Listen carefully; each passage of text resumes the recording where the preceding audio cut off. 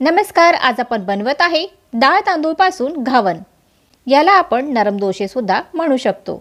उडीसामध्ये याला चकुली पिठा असं म्हटलं जातं। हे चकुली पिठा उडीसामध्ये नॉनव्हेज सोबत बनवला जातो। एकदम मऊ नरम असे हे चकुली पिठा तयार होतात। याला फर्मेंट करायची सुद्धा गरज पडत नाही। तर चला मग रेसिपीला सुरुवात करूया।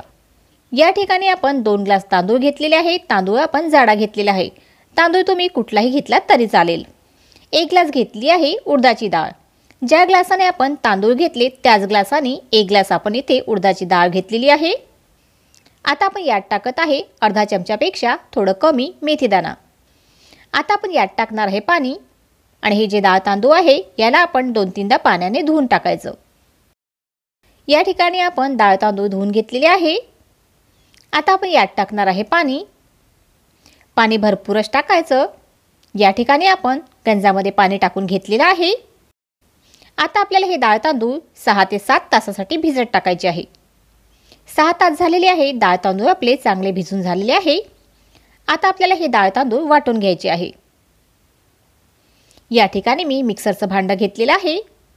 आता आपण या मिक्सरच्या भांड्यामध्ये डाळ तांदूळ टाकायचे आणि आपण याच्यामध्ये पाणी सुद्धा टाकणार आहे वाटण्यासाठी। याला आपल्याला चांगलं बारीक वाटून घ्यायचं आहे।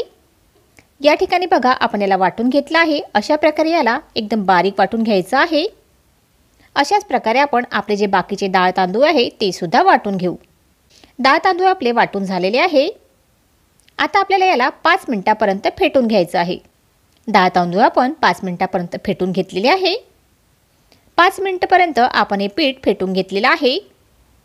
आता आपण या पिठावर झाकण ठेवायचं आणि याला 30 मिनिटांपर्यंत असंच ठेवायचं। 30 मिनिटं झालेले आहे। या पिठाला फर्मेंट करायची गरज पडत नाही। 15 ते 20 मिनिटं जरी तुम्ही हे पीठ ठेवलं तरी तुम्ही याचे घावन तयार करू शकता। 30 मिनिटं झालेली आहे। आता आपल्याला जेवढ्या पिठाचे घावन तयार करायचे आहे तेवढं पीठ आपण गंजामध्ये काढून घेऊ। या ठिकाणी पीठ आपण काढून घेतलेलं आहे। आता आपण यात टाकत आहे मीठ। हे पीठ आपल्याला एवढं घट्ट ठेवायचं नाही आहे, पातळ करायचं आहे, म्हणून आपण यात पाणी घालणार आहे। पाणी आणि मीठ टाकल्यावर याला चांगलं मिक्स करून घ्यायचं। हे पीठ बघा अशा प्रकारे पातळ असलं पाहिजे। आता आपण घावन बनवू। तवा बघा आपला गरम झालेला आहे। आता आपण याच्यावर थोडंसं तेल टाकणार आहे आणि या ठिकाणी मी एक ओला कापड करून घेतलेला आहे। याने आपल्याला हा तवा पुसून घ्यायचा आहे। असं केल्यामुळे जे घावन आहे ते तव्याला चिपकत नाही आणि पटकन निघतात। तवा आपला पुसून झालेला आहे। आता आपण याच्यावर टाकणार आहे पीठ। पीठ सर्वीकडे छान पसरवून घ्यायचं। ज्या वेळेला आपण तव्यावर पीठ टाकतो त्यावेळेला आपल्याला गॅसची जी फ्लेम आहे ती एकदम कमी ठेवायची आहे। पीठ पसरवून झालेलं आहे। आता आपल्याला गॅसची फ्लेम आहे ती मोठी करायची आहे। वरच्या बाजूने घावन पहा आपलं ड्राय झालेलं आहे। आता आपण याच्यावर टाकणार आहे तेल। तेल टाकल्यावर तेल सर्वीकडे छान पसरवून घ्यायचं। तेल सर्वीकडे छान पसरवून झालेलं आहे। घावनची खालची बाजू झालेली आहे। आता आपण हे घावन पलटवून घ्यायचं। एकदम जाळीदार आणि नरम असे आपले हे घावन तयार होतात आणि खायला तर खूप मस्त लागतात। घावन आपलं तयार झालेलं आहे।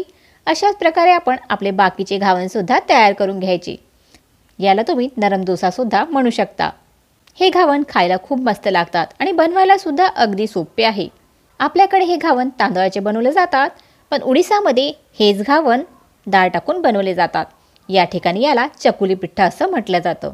आजची ही रेसिपी तुम्ही नक्की करून बघा। आजचा जर व्हिडिओ आवडला असेल तर व्हिडिओला लाईक करा, जास्तीत जास्त शेअर करा। आतापर्यंत जर माझ्या चॅनलला सबस्क्राईब नसेल केलं तर सबस्क्राईब करायला विसरू नका। धन्यवाद।